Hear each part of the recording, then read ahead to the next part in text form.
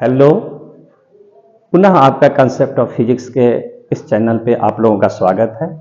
और फिर से रेजिस्टेंस पे आधारित एक प्रश्न लेकर आए हैं जो दिया गया है। अक्सर इस तरह के फिगर में बच्चे जो है कंफ्यूज कर जाते हैं कि रेजिस्टेंस जो दिया हुआ है वो पैरेलल में है या सीरीज में है। तो हम अगर इस कंसेप्ट पर जाएंगे, पैरेलल का क्या कंसेप्ट है और सीरीज का क्या कंसेप्ट है। पैरेलल का है कि प्रत्येक प्रतिरोध का एक सिरा एक बिंदु से और दूसरा सिरा दूसरे बिंदु से, और सीरीज का है कि पहले प्रतिरोधक का दूसरा सिरा दूसरे के पहले से और दूसरे का दूसरा तीसरे के पहले से, 1 by 1।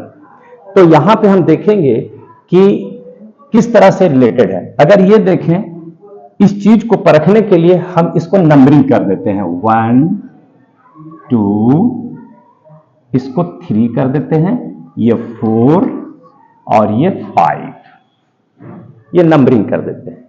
और ये दोनों पॉइंट्स को हम पकड़ करके अगर ये खींचें इस तरह से, ये दोनों पॉइंट्स को खींच करके हम इस तरह से करें तो ये चीज बिल्कुल इस तरह से कन्वर्ट हो जाएगा। आप जो देख सकते हैं इस तरह से, इस तरह से,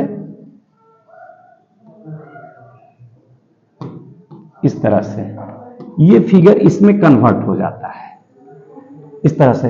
और नंबरिंग की बात करें तो ये 1 वाला हो गया R, ये 2 वाला हो गया R, और ये आपका 3 वाला R हो गया, 3 नंबर वाला, और ये हो गया 4 नंबर वाला R, और ये हो गया 5 नंबर वाला R। आप देख सकते हैं ये फिगर को हमने यहां से पकड़ करके चोटी को ऐसे घुमा दिया और यहां पे ले आया।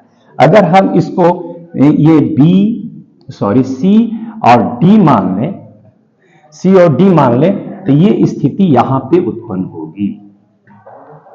तो ये व्हीटस्टोन ब्रिज बनाता है, ये व्हीटस्टोन ब्रिज बनाता है। इस तरह के कॉम्बिनेशन को हम व्हीटस्टोन ब्रिज बोलते हैं।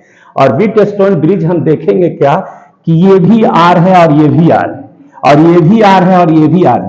तो ये P के जगह पर है, ये Q के जगह पर है, ये R के जगह पर है, और ये S के जगह पर है।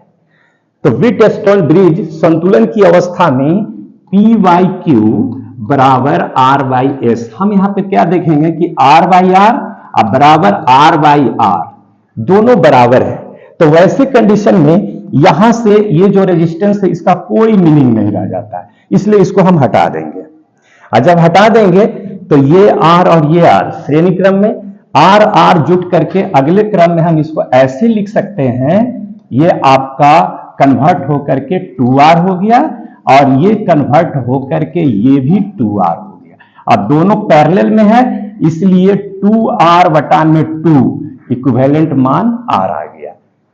और हम आपको जानकारी के लिए बता दें कि जब इस तरह का प्रॉब्लम हो तो अगर R है तो आंसर R ही होगा। अगर R के जगह पर 2, अगर प्रत्येक रेजिस्टेंस बराबर है तो उतना ही आंसर होगा जितना अंक दिया हुआ रहेगा। तो बहुत बहुत धन्यवाद, और चैनल को सब्सक्राइब करने के लिए आप लोगों को धन्यवाद।